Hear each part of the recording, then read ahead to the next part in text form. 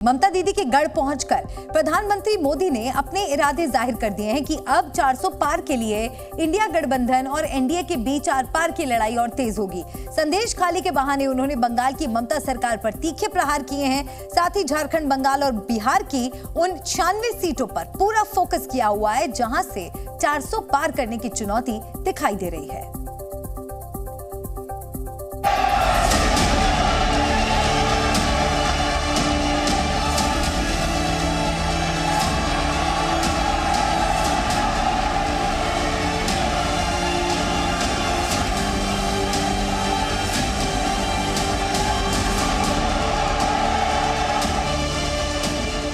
ये मोदी छोड़ने वाला नहीं है। इनके हमले से डरने वाला, रुकने वाला मोदी नहीं है। हर चोट का जवाब वोट से देना है। टीएमसी ने बंगाल में अपराध और भ्रष्टाचार का एक नया मॉडल पैदा कर दिया है। यह अंदाज है प्रधानमंत्री नरेंद्र मोदी का, जिन्होंने पहले खुले मैदान से पश्चिम बंगाल के मुख्यमंत्री और टीएमसी के अध्यक्ष को सीधे ललकारा। उन्होंने बता दिया कि बंगाल की धरती पर टीएमसी के लिए राहें आसान नहीं है। लगे हाथ उन्होंने पूरे विपक्ष पर करारा प्रहार भी किया। इंडी गठबंधन के बड़े बड़े नेता संदेश खाली पर आंख, कान, मुंह, गांधी जी को जो 3 बंदर थे ना, उन 3 बंदरों की तरह आंख, कान, नाक, मुंह सब ये बंद करके बैठे हैं। अरे शर्म आनी चाहिए। पीएम मोदी के भाषण की धार ऐसी थी कि टीएमसी के बहाने वो बार बार ममता बनर्जी को संदेश खाली पर एहसास कराते रहे कि बीजेपी चुनावी रण में इसे मुद्दा बनाकर जरूर आगे बढ़ेगी। आज पूरा देश देख रहा है, मां, माटी, मानुष, ये इसके ढोल पिटने वाली टीएमसी ने संदेश खाली की बहनों के साथ जो किया है वो देखकर पूरा देश दुखी है, आक्रोशित है। पीएम मोदी की गर्जना से साफ है कि इस बार बंगाल में ममता दीदी को कड़ी टक्कर का सामना करना पड़ेगा। वैसे बात करें पिछले आम चुनाव की तो पिछली बार कांटे की टक्कर रही थी। पश्चिम बंगाल में कुल 42 सीटें हैं, जिनमें टीएमसी को पिछली बार 2019 में 22 और बीजेपी को 18 सीटें मिली थी, जबकि कांग्रेस को 2 सीटों से संतुष्ट होना पड़ा था। मुकाबला इस बार भी कांटे का ही दिख रहा है, लेकिन पीएम मोदी जब जीत की गारंटी देते हैं तो विपक्षी दलों को पहले से और ज्यादा पसीना बहाना पड़ता है। वैसे प्रधानमंत्री मोदी बंगाल की आधी आबादी यानी महिलाओं को भी खास संदेश देने के लिए तैयार है। 56 दिनों से संदेश खाली महिला उत्पीड़न और मुख्य आरोपी शाहजहां को लेकर सुर्खियों में है। बीजेपी लगातार ममता सरकार पर हमलावर है। बीजेपी के दबाव में इन सारे नेताओं ने रात दिन लड़ाई लड़ी, माताओं बहनों के सम्मान के लिए लड़ाई लड़ी, लाठियां खाई, मुसीबतें झेली। बीजेपी के दबाव में आखिरकार कल बंगाल पुलिस ने आपकी ताकत के सामने झुक करके उस आरोपी को गिरफ्तार करना पड़ा। आपको बता दें कि प्रधानमंत्री मोदी की 72 घंटे के भीतर बंगाल की 42, झारखंड की 14 और बिहार की 40 सीटों पर नजर है, ताकि एनडीए को 400 पार कराया जा सके। दरअसल इस जादुई आंकड़े को छूने के लिए इन 3 राज्यों में पीएम मोदी पूरी तरह कमर कस चुके हैं।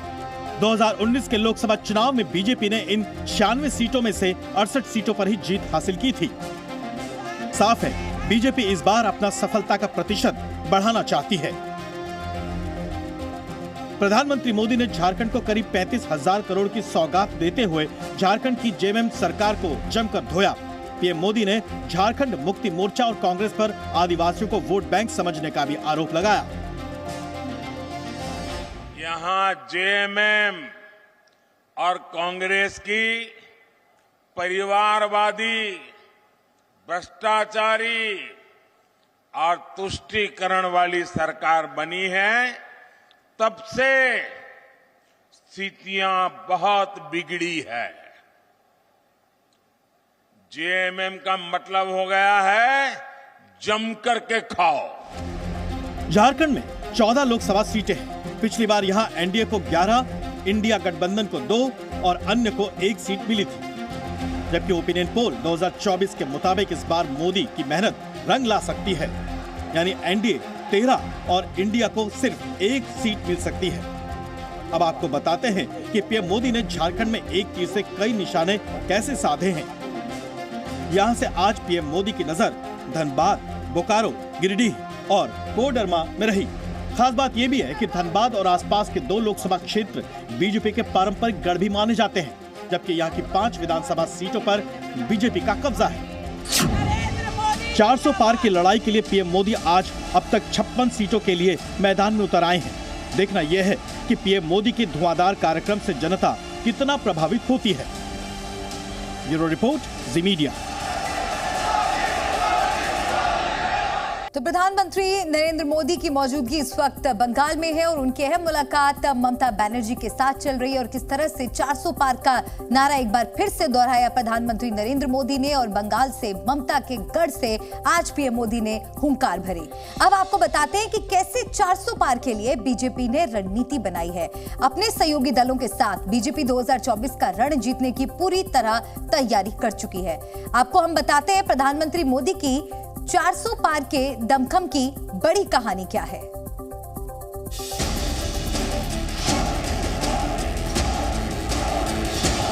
तू न थकेगा कभी। मैं विकास करके ब्याज समेत ये आपकी तपस्या को लौटाऊंगा, ये मैं आपको गारंटी देता हूं। तू न रुकेगा कभी। इनके हमले से डरने वाला, रुकने वाला मोदी नहीं है। तू न मुड़ेगा कभी। हर चोट का जवाब वोट से देना है। कर शपथ, कर शपथ, कर शपथ। देश कह रहा है, जहां दूसरों से उम्मीद खत्म हो जाती है, वहां से मोदी की गारंटी शुरू होती है। अग्निपथ, अग्निपथ, अग्निपथ। धूप में भी तप करके आप जो हमें आशीर्वाद दे रहे हैं, कार्य करने की एक नई ऊर्जा और प्रेरणा दे रहे हैं, आप सबको, झारखंड के मेरे प्यारे भाइयों बहनों, आप जो तप कर रहे हैं ना, ये तप मैं बेकार नहीं जाने दूंगा।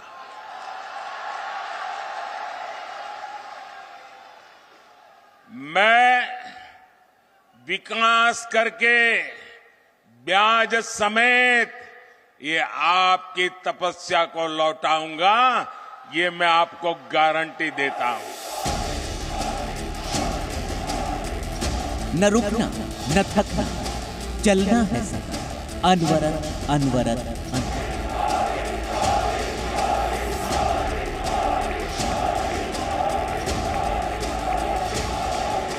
राजनीति के रण में इन पंक्तियों को प्रधानमंत्री नरेंद्र मोदी की ये तस्वीरें सीधी टक्कर दे रही हैं।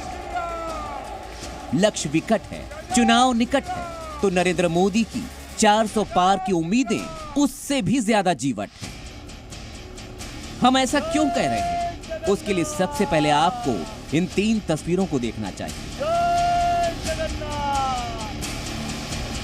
पहली तस्वीर 29 फरवरी रात 11:15 बजे की है। मोदी बीजेपी की केंद्रीय चुनाव समिति की बैठक में पहुंचे थे। और दूसरी तस्वीर उसी बीजेपी कार्यालय की रात 3:15 बजे की है। नरेंद्र मोदी बैठक से वापस प्रधानमंत्री आवास जा रहे हैं। और तीसरी तस्वीर उसी दिन की सुबह 8 बजे की है, जिसमें नरेंद्र मोदी झारखंड और पश्चिम बंगाल की यात्रा पर रवाना हो गए। ये तस्वीरें बता रही हैं कि मिशन 400 पार को पूरा करने के लिए कैसे नरेंद्र मोदी 4 बजे सुबह तक जाग रहे हैं और फिर उसी मिशन को साधने के लिए अगले 4 घंटे बाद ही वो झारखंड और पश्चिम बंगाल के दौरे पर निकल जाते हैं। बंगाल की महान संस्कृति का पार है कि नहीं है? और वहाँ भी वही जोश, वही उमंग और वही उत्साह जिसके लिए नरेंद्र मोदी जाने जाते हैं। धूप में भी तप करके आप जो हमें आशीर्वाद दे रहे हैं, कार्य करने की एक नई ऊर्जा और प्रेरणा दे रहे हैं, ये तप मैं बेकार नहीं जाने दूंगा। मैं विकास करके ब्याज समेत ये आपकी तपस्या को लौटाऊंगा, ये मैं आपको गारंटी देता हूं। आश्चर्य की बात तो यह है कि केंद्रीय चुनाव समिति की 4.5 घंटे लंबी बैठक से पहले प्रधानमंत्री नरेंद्र मोदी ने प्रधानमंत्री आवास पर भी मैराथन बैठक की थी। उस बैठक में गृह मंत्री अमित शाह और पार्टी अध्यक्ष जेपी नड्डा शामिल हुए थे। बैठक कोई भी हो, प्रधानमंत्री के सामने मछली की आंख की तरह सिर्फ एक ही लक्ष्य नजर आता है। वो लक्ष्य है मिशन 400 पार। 400 के पार अब की बात। ये 400 पार का नारा ऐसे ही नहीं लग रहा है, ये तभी लग रहा है जब मोदी की गारंटी पर देश भरोसा कर रहा है।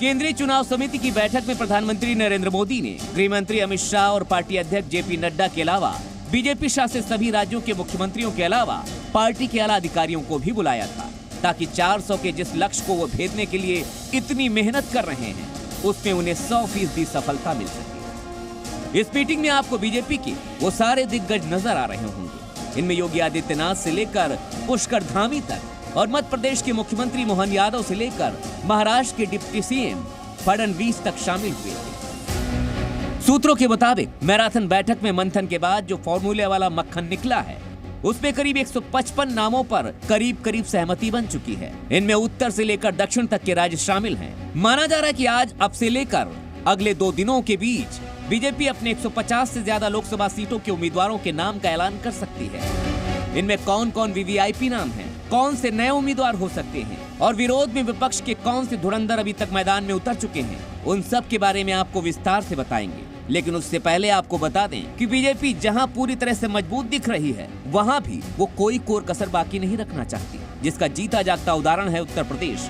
खबर है कि उत्तर प्रदेश को पूरी तरह से नापने और 100% परिणाम लाने के लिए योगी सरकार एक बार फिर से अपने मंत्रिमंडल का विस्तार करने जा रही है। नए विस्तार में नए साथी बने आरएलडी के 2 विधायक और एसबीएसपी के अध्यक्ष और बीजेपी के 1 विधायक को मंत्री पद की सौगात मिल सकती है। यानी जितना बड़ा लक्ष्य है, बीजेपी उसे साधने के लिए उतने ही सामर्थ्य के साथ होमवर्क में जुटी है। हालांकि इन सब के बीच विपक्ष लगातार हमलावर है। हमें पूरा भरोसा है कि आने वाले समय में भारतीय जनता पार्टी का उत्तर प्रदेश से सफाया होगा। 80 हराओ, लोकतंत्र बचाओ का नारा लेकर के ये संगठन के लोग गांव-गांव जाएंगे। अब देखना ये होगा नरेंद्र मोदी जिस मिशन 400 पार को लेकर निकले हैं, उस अश्वमेध घोड़े को विपक्ष की सेना कैसे बांधेगी। ब्यूरो रिपोर्ट, जी मीडिया। और आइए अब आपको हम बताते हैं कि अब तक क्या संभावित सीटें हैं, कौन किस सीट से चुनाव लड़ेगा, क्या संभावनाएं जताई जा रही हैं। आपको हम बता दें दिग्गजों के बारे में। सबसे पहले बात करते हैं प्रधानमंत्री मोदी की। माना जा रहा है, लगभग तय है कि वाराणसी से प्रधानमंत्री मोदी चुनाव लड़ेंगे, लखनऊ से राजनाथ सिंह चुनावी मैदान में होंगे और गांधीनगर से अमित शाह चुनाव लड़ेंगे।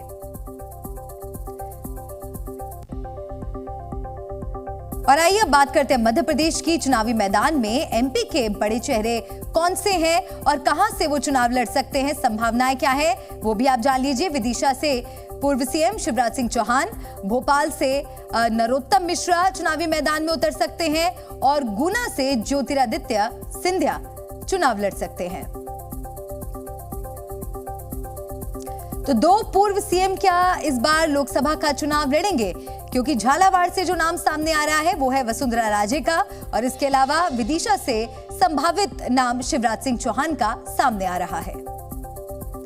और अब बात हम दिल्ली की कर लेते हैं। दिल्ली के संभावित उम्मीदवार कौन से हैं? साउथ दिल्ली की पहले बात करते हैं। रमेश बिधूड़ी, और वेस्ट दिल्ली से परवेश वर्मा का नाम सामने आ रहा है। नॉर्थ ईस्ट दिल्ली से मनोज तिवारी चुनाव लड़ सकते हैं, और नॉर्थ वेस्ट दिल्ली से दुष्यंत गौतम। और अब जान लेते हैं इंदौर के बारे में भी। इंदौर में भी क्या उम्मीदवार बदले जाएंगे? क्या कोई बड़ा फेरबदल हो सकता है? कैलाश विजयवर्गीय की अगर बात करें तो वो रेस में माने जा रहे हैं। विधानसभा चुनाव जीते हैं, मंत्री भी बने। और इसके अलावा शंकर लालवानी, क्या उनका टिकट कट सकता है? 2019 में रिकॉर्ड वोटों से उन्होंने चुनाव जीता था। तो इंदौर में क्या उम्मीदवार बदलने की संभावना है, उसके बारे में भी जो जानकारियां सामने आ रही हैं वो हम आपको बता रहे हैं। कैलाश विजयवर्गीय हो सकता है कि इस बार चुनाव लड़ें। और भोपाल सीट पर भी क्या बड़ा फेरबदल हो सकता है, उससे जुड़ी जानकारी भी आपको दे दें। माना यह जा रहा है कि प्रज्ञा ठाकुर का टिकट कट सकता है और उनकी जगह नरोत्तम मिश्रा संभावित उम्मीदवार हो सकते हैं। तो 24 के चुनावी संग्राम में चुनावी दलों ने अपने अपने दिग्गजों के नाम या तो बता दिए हैं या फिर बताने की तैयारी में है। हमारे पास बीजेपी से लेकर जो दूसरे दिग्गज हैं उनमें से कुछ के नाम हैं। आइए आपको बताते हैं वो दिग्गज कौन कौन हैं और कहां से दावेदारी के लिए तैयार हो रहे हैं। वाराणसी से नरेंद्र मोदी हो सकते हैं, जबकि उनके सामने अभी उम्मीदवार तय नहीं है। बदायूं से इंडिया की तरफ से शिवपाल यादव हैं, जबकि एनडीए से कौन होगा अभी साफ नहीं हुआ है। लखनऊ से एनडीए के लिए केंद्रीय मंत्री राजनाथ सिंह उम्मीदवार हो सकते हैं, जबकि उनके सामने कौन होगा पता नहीं है। गांधीनगर से एनडीए की तरफ से अमित शाह हो सकते हैं, तो इंडिया की तरफ से अभी नाम तय नहीं है। अभी बीजेपी की तरफ से सूची सामने आना बाकी है। हालांकि मैराथन मीटिंग्स चल रही हैं और उम्मीदवारों के नामों को लेकर लगातार चर्चाओं का दौर जारी है। बात अगर मुजफ्फरनगर की करें तो मुजफ्फरनगर से एनडीए से संजीव बालियान को उम्मीदवार बनाया जा सकता है, तो इंडिया से हरेंद्र मलिक पहले से ही तय माने जा रहे हैं। और अगर अब हम बात चंदौली की करें तो चंदौली से एनडीए की तरफ से महेंद्र नाथ पांडे उम्मीदवार हो सकते हैं, जबकि इंडिया से वीरेंद्र सिंह तय हो चुके हैं। और अब मुजफ्फरनगर सीट की बात कर लेते हैं, जहां से एनडीए से संजीव बालियान का नाम सामने आ रहा है और आईएनडीआईए से हरेंद्र मलिक। तो चंदौली से एनडीए से महेंद्र नाथ पांडे और आईएनडीआईए की तरफ से वीरेंद्र सिंह। तो कई सीटों पर अभी चेहरे तय हो चुके हैं, लेकिन अभी कई सीटों पर उम्मीदवारों के नाम साफ होना, औपचारिक ऐलान होना अभी बाकी है। बीजेपी की तरफ से सूची अब तक जारी नहीं की गई है, लेकिन माना जा रहा है कि जल्द ही ये प्रक्रिया बीजेपी की ओर से भी शुरू हो जाएगी। सीमा पार से आई एक बड़ी खबर आपको बता दें, पीओके के कश्मीरियों ने पाकिस्तान के खिलाफ आर पार करने का ऐलान कर दिया है। पाकिस्तान में नई सरकार अब तक नहीं बनी है और पीओके में संघर्ष शुरू हो गया है। पीओके के लोग अब खुलकर कह रहे हैं कि उन्हें लाइन ऑफ कंट्रोल पार करके जम्मू कश्मीर के पुंछ में जाने दिया जाए। एक और खबर यह भी है कि पाकिस्तान ने पीओके में चल रही कथित सरकार को पैसे नहीं दिए हैं। पीओके का गिलगित बाल्टिस्तान इलाका है, जिसके पास दवाई खरीदने के लिए भी फंड नहीं है। कुल मिलाकर पीओके के कश्मीरियों का ऐलान सुनकर पूरा पाकिस्तान खौफ में है। पीओके पर पाकिस्तान के अवैध कब्जे की आखिरी तारीख आ गई है। पीओके के कश्मीरियों ने इस्लामाबाद की सरकार को नामंजूर करके भारत के साथ जाने का ऐलान कर दिया है। पीओके की पुलिस, नदी, पानी और बिजली, हर एक चीज पर इस्लामाबाद का कब्जा है। अब जनता ने सड़क पर उतरकर पाकिस्तान को पीओके से धक्के मारकर बाहर निकालने का ऐलान कर दिया है। पीओके का प्रदर्शन पाकिस्तान के लिए किसी झटके से कम नहीं है। पाकिस्तानी कब्जे वाले कश्मीर में लगातार प्रोटेस्ट हो रहे हैं। पीओके के तीतरी नोट इलाके में तो सैकड़ों लोग अपनी डिमांड लेकर सड़कों पर ही उतर आए। इन्होंने बॉर्डर क्रॉस करके जम्मू कश्मीर के पुंछ में जाने की मांग की है। असल में पीओके का कश्मीरी भूख से तड़प रहा है। वो जम्मू कश्मीर से आटा चाहता है। पाकिस्तान ने पीओके पर कब्जा तो कर लिया, पर वहां के लोगों को आटा तक नहीं दे पा रहा है। सड़कों पर प्रदर्शन के बाद पीओके के लोगों ने तीतरी नोट इलाके के सप्लाई डिपो को ताला लगा दिया और इसके बाद लाइन ऑफ कंट्रोल को पार कर भारत आने की कोशिश भी की। इन तस्वीरों को देखकर इस्लामाबाद की सरकार भी अलर्ट हो गई है। कुछ दिनों पहले ही पीओके की जनता ने आटे के लिए 35 दिनों तक लगातार प्रदर्शन किया था। असल में पाकिस्तान ने पीओके में आटे पर सब्सिडी को बंद कर दिया है। पीओके में एक नेता काजिम मैसम ने आरोप लगाया है कि गिलगित बाल्टिस्तान की सरकार के पास कश्मीरियों के लिए दवाई खरीदने तक के पैसे नहीं हैं। डिस्प्रिन जैसी साधारण दवा के लिए भी पाकिस्तान ने गिलगित बाल्टिस्तान सरकार को पैसे नहीं दिए हैं। भारत में डिस्प्रिन के 10 टैबलेट की कीमत सिर्फ 11 रुपए है और पाकिस्तान की हैसियत अब इतने रुपए की भी नहीं रही है।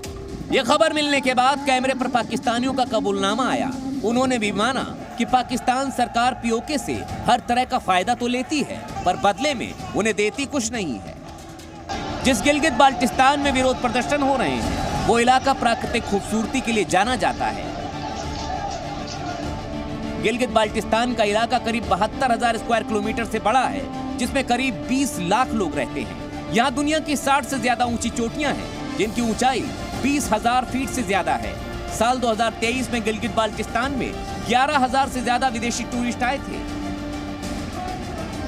इन आंकड़ों का मतलब ये है कि इस्लामाबाद ने गिलगित को कभी भी उसका हक देने की कोशिश नहीं की। इसलिए पीओके का कश्मीरी सीधे पाकिस्तान की हुकूमत को अब चैलेंज कर रहा है।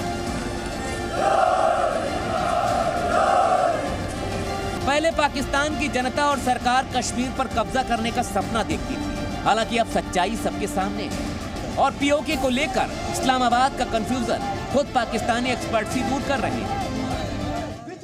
पाकिस्तान में एक और डर भारत को लेकर भी है। भारत की सरकार पहले ही पीओके को वापस लेने का दावा कर चुकी है। अब पाकिस्तान में डर फैला हुआ है। सवाल पूछे जा रहे हैं कि क्या पीओके की घर वापसी करीब है?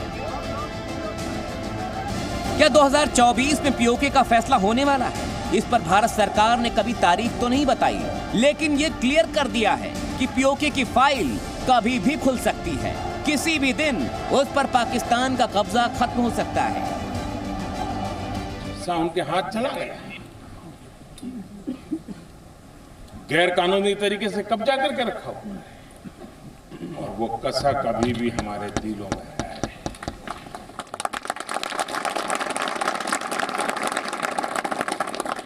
इसलिए एग्रेसिव हूं कि जम्मू एंड कश्मीर के पीओके को आप भारत का हिस्सा नहीं मानते हो क्या? एग्रेसिव ना हो, जान दे देंगे इसके लिए। क्या बात कर रहे हो आप? पीओके के कश्मीरियों का विरोध और भारत का संकल्प देखने के बाद पाकिस्तान का कॉन्फिडेंस खत्म हो गया है। यानी पीओके में जल्द ही कुछ बड़ा होने वाला है। ब्यूरो रिपोर्ट, जी मीडिया। पाकिस्तान एक ऐसा मुल्क है जो परमाणु संपन्न भी है, लेकिन बेहद गैर जिम्मेदार भी। हालांकि इन दिनों अमेरिका रूस के राष्ट्रपति व्लादिमीर पुतिन पर भी ऐसा ही आरोप लगा रहा है। दरअसल पुतिन ने अमेरिका समेत उसके सहयोगी देशों को फिर से परमाणु धमकी दी है। भारत का पक्ष हमेशा से यही रहा है कि दुनिया परमाणु धमकियों से नहीं, नियम कायदे और शांति से चलती है और शांति से ही चलनी चाहिए। लेकिन बीच बीच में परमाणु युद्ध की धमकी दुनिया को हिरोशिमा और नागासाकी की याद दिलाने लगती है। अब पुतिन को फिर से परमाणु धमकी क्यों देनी पड़ी, इसका जवाब हमारी इस रिपोर्ट में है।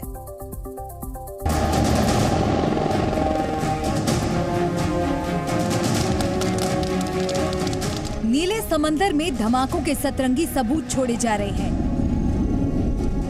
जंगी जहाज तैर रहे हैं। आसमान में फाइटर जेट मंडरा रही हैं और हथियारबंद सैनिकों का दस्ता जमीन पर एक साथ टारगेट को भेद रहा है।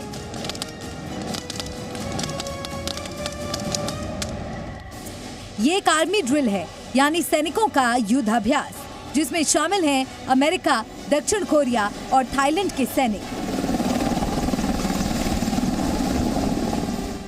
थाईलैंड के जिस चोनबुरी प्रांत में ये सब हो रहा है, वहां से रूस की सीमा करीब 5,000 किलोमीटर दूर है।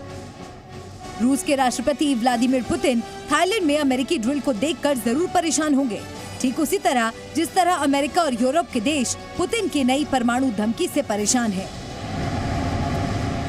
पुतिन पहले भी कई बार अमेरिका और ब्रिटेन को परमाणु हमले की धमकी दे चुके हैं, लेकिन नई धमकी उन्हें क्यों देनी पड़ी, ये समझना जरूरी है। फ्रांस के राष्ट्रपति इमैनुअल मैक्रों ने चेतावनी दी थी कि रूस के खिलाफ यूक्रेन में नेटो की फौज उतर सकती है। पुतिन ने इसी का जवाब देते हुए कहा था कि अगर यूक्रेन में नेटो की सेना उतरी तो पश्चिमी देशों को परमाणु हमले के लिए तैयार रहना होगा। वर्ल्ड ऑर्डर में वर्चस्व की दौड़ ही तो है कि रूस और अमेरिका 1950 के दशक से आपस में टकराते आ रहे हैं, लेकिन बीते 2 सालों से दोनों देशों के बीच तनाव की सबसे बड़ी वजह यूक्रेन है। रूस और यूक्रेन के बीच 2 साल से जंग चल रही है। अमेरिका, ब्रिटेन, फ्रांस और जर्मनी समेत कई नेटो देशों ने इस जंग में यूक्रेन को हथियारों से मदद की, लेकिन पिछले कुछ महीनों से जरूरत के हिसाब से मदद नहीं दी जा रही। ज़ेलेंस्की कई बार कह चुके हैं कि पश्चिमी देश जितनी बातें करते हैं उतनी मदद नहीं करते। अब जैसे ही फ्रांस ने नेटो सेना उतारने के संकेत दिए, पुतिन ने परमाणु का डर दिखाकर पश्चिमी देशों को खामोश कर दिया। पुतिन की नई परमाणु धमकी पर अब अमेरिका का नया बयान भी सुन लीजिए। पुतिन चाहते हैं कि जब तक यूक्रेन में उनका मकसद पूरा नहीं हो जाता, जंग जारी रहेगी। पुतिन का मकसद ये है कि यूक्रेन कभी भी नेटो में शामिल ना हो और यूक्रेन में रशियन भाषा बोलने वाले जिन इलाकों को रूस ने अपने देश में मिला लिया, उसे यूक्रेन और बाकी देश भी मान्यता दे दें। ब्यूरो रिपोर्ट, जी मीडिया। जी न्यूज़।